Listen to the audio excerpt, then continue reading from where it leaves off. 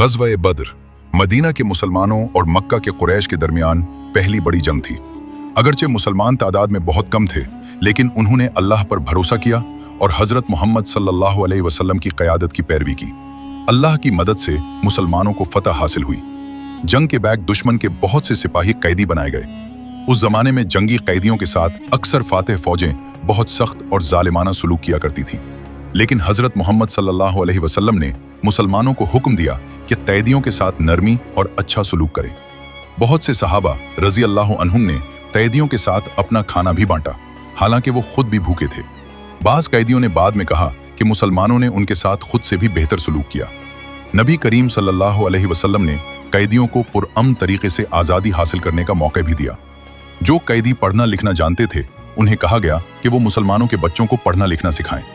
जब वो 10 बच्चों को तालीम दे देते तो उन्हें आज़ाद कर दिया जाता। ये उस जमाने में रहमत और हिकमत की एक गैर मामूली मिसाल थी, जब जंग में जुल्म और सख्ती आम बात समझी जाती थी। बहुत से कैदी इस हुस्न सलूक से मुतासिर हुए और बाद में इस्लाम कबूल कर लिया।